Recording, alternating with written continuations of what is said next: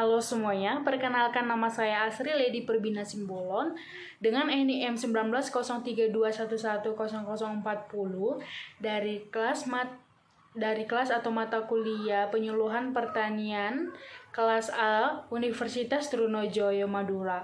Di sini saya akan menyampaikan materi penyuluhan pertanian terhadap pertanian unggulan atau usaha tani unggulan yang berada di daerah saya, yaitu khususnya Desa Rakut Besi, Kecamatan Pematang Silimahuta, Kabupaten Simalungun, Sumatera Utara. Untuk informasi selanjutnya berikut ini.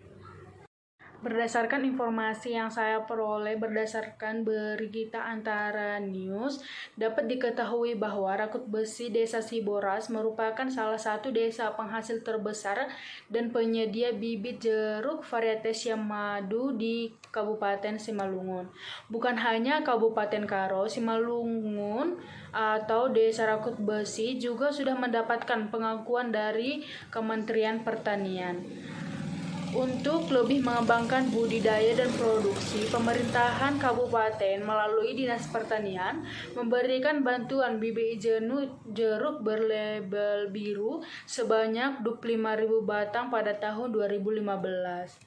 Selain itu, juga perbaikan jalan pertanian 1 titik dan sumur bor untuk lahan pertanian pada 3 titik. Selain itu, Bupati intens melakukan kunjungan ke desa-desa yang ada di Simalungun, khususnya yang memiliki potensi pertanian. Upaya pemerintahan kabupaten untuk melihat dan mengetahui secara langsung permasalahan yang dihadapi oleh warga setempat. Sementara itu, Kepala Dinas Pertanian telah terdata ada 7.000 hektar luas lahan baku yang sudah diproduksi dan ribuan hektar masih dalam pengolahan yang berada di kecamatan lainnya atau merupakan lahan yang ada di Simalungun. Darwi Sipayung atau merupakan warga dan petani jeruk yang berada di Rakut Besi menyebutkan produksi jeruk Siamadu mencapai 40 ton per hektar per tahun dengan usia tanam di atas 8 tahun. Selain itu, terdapat 600 kepala keluarga di Kampung Rakut Besi yang telah membuka lahan rata-rata hampir 1 hektar untuk pengolahan perkebunan jeruk. Berdasarkan segala infrastruktur yang diberikan pemerintah, baik dari penyediaan bibit, penyediaan infrastruktur jalan, dan penyediaan air berupa bor, akan tetapi masih ada saja permasalahan dalam pengembangan usaha tani jeruk di Rakut Besi. Salah satunya dan yang paling fatal akibatnya terhadap pendapatan petani ialah jeruk yang terkena hama cicit atau serangga cicit.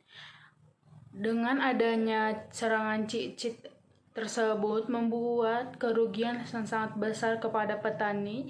Bahkan ada beberapa petani yang gagal panen yang diakibatkan oleh hama cicit tersebut. Akibat dari sengatan hama cicit tersebut bukan hanya kepada jeruk yang berwarna kuning, tetapi juga kepada jeruk yang masih berwarna hijau. Sehingga kerugian yang dialami petani semakin meningkat. Apabila jeruk yang terkena sengatan hama cicit lama-kelamaan akan membusuk di ranting atau di dahan jeruk dan lama-kelamaan akan jatuh ke tanah. Lahan pertanian kebun jeruk yang ada di Desa Rakut Besi. Berdasarkan serangan hama tersebut membutuhkan penanganan yang intensif terhadap serangan hama cicit tersebut. Apabila tidak dilakukan dengan intensif, dapat membuat dan mengakibatkan kerugian yang sangat besar kepada penghasilan atau pendapatan yang diperoleh oleh petani jeruk.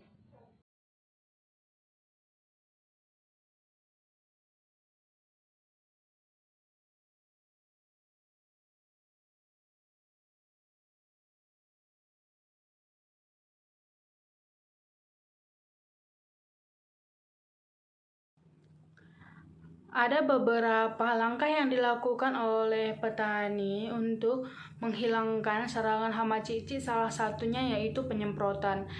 Penyemprotan yang dilakukan dapat berupa penyemprotan pestisida, insektisida, herbisida, dan lainnya. Akan tetapi, penyemprotan tersebut tidak cukup untuk menghilangkan serangan hama cicit tersebut.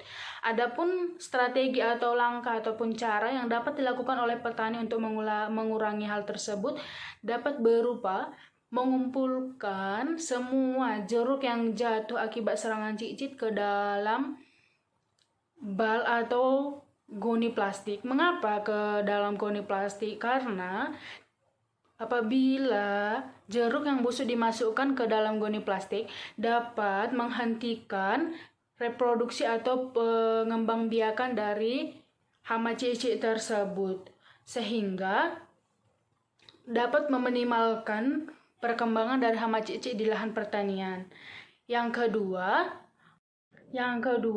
cara yang dapat dilakukan untuk menghilangkan hama cicit yaitu membersihkan lahan jeruk, di mana petani tidak boleh membiarkan lahan pertanian atau kebun pertanian jeruk tersebut ditumbuhi gulma, apalagi gulma tersebut mencapai dahan dari jeruk tersebut.